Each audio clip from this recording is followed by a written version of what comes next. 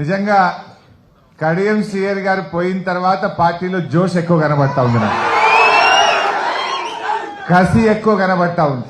ఆనాడు స్టేషన్ గన్పూర్ ఉప ఎన్నికల్లో నేను పనిచేసినప్పుడు ఎంత ఉత్సాహం కనబడ్డదో ఇవాళ మీ అందరిలో కూడా ఇవాళ పార్టీకి ద్రోహం చేసిండు.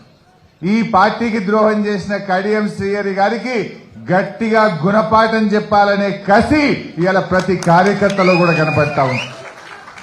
ఎందుకంటే ఆయన గారు టికెట్ తీసుకొని మా అందరితో సమావేశాలు పెట్టించి మరి చివరి క్షణంలో ఇలా పార్టీ మారడం అంటే దాన్ని ఏమంటారు?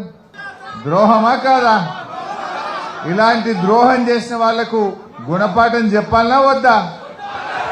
ఎందుకంటే ఆయన టికెట్ అడిగి తన కుమార్తెకు తీసుకొని నువ్వు పార్టీని ఇలా చివరి నిమిషంలో నువ్వు పార్టీ మారడం అంటే మా కార్యకర్తల మనోస్థైర్యాన్ని దెబ్బతీయడం, పార్టీని అవమానపరచడం. ఇట్లాంటి వాళ్లకు మరి పార్టీలో ఉండే ప్రతి కార్యకర్త కూడా సీరియస్ గా తీసుకొని తగిన గుణపాఠం చెప్పాల్సిన అవసరం ఉంది. శ్రీహరి గారికి ఏం తక్కువ చేసింది పార్టీ?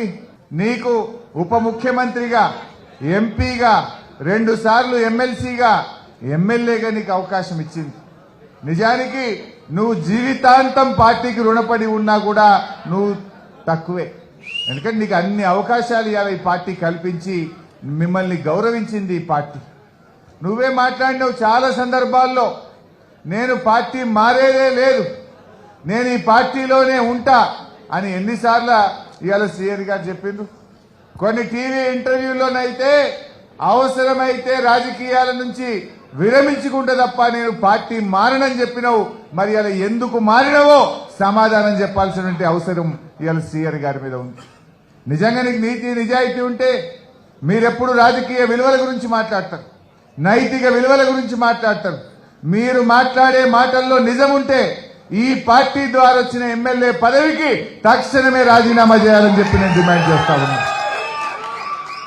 నైతిక విలువలు అనేటువంటివి ఉంటే, మీరు మాట్లాడే మాటల్లో నిజం ఉంటే ముందు పార్టీ ద్వారా వచ్చిన పదవికి రాజీనామా చేయండి. నువ్వు ఈ పార్టీ ద్వారా వచ్చిన పదవి పట్టుకొని అసలు మీరు ఈ వయసులో ఎట్లా కండువా కప్పుకుంటారో నేను అడుగుతా ఉన్నా. మీ అందరికి బాగానే తెలుసు, అసెంబ్లీలో మాట్లాడిండు, బయట మాట్లాడిండు శ్రీహరి గారు. మన తెలంగాణ భవన్ లో పార్లమెంటరీ పార్టీ మీటింగ్ లో కూడా మీరు అందరు విన్నారు. ఏమన్నాడు? రేవంత్ రెడ్డి గారు సెక్రటరియట్ లో లంకె బిందెలు లేవంటుండు. లంకె బిందెలు సెక్రటరియట్లు ఉంటాయా, యాడుంటాయా అన్నాడు. లంకె బిందెలు ఎవరు ఎత్తుకుతారు అన్నాడు. అర్ధరాత్రి పూట దొంగలు లంకె బిందెలు ఎత్తుకుతారు, రేవంత్ రెడ్డికి అలవాటు ఉన్నట్టున్నది అని మాట్లాడిండా లేదా శ్రీహరి గారు? మరి ఇలా ఎవరితో కండువా కప్పించుకున్నాడు? ఎవరితో కప్పించుకున్నాడు? నువ్వే అంటివి లంకె బిందెలు దొంగ, రాత్రిపూట దొంగలు ఎత్తుకుతారు, రేవంత్ రెడ్డికి అలవాటు ఉందటంటివి, పోయి గాయనతోనే కండువా కప్పించుకుంటేవి. గింత దిగజారుడుతనం అవసరమా రాజకీయాల్లో? ఇంత విలువలు పోయి పదవులు అవసరమా ఒక మనిషికి?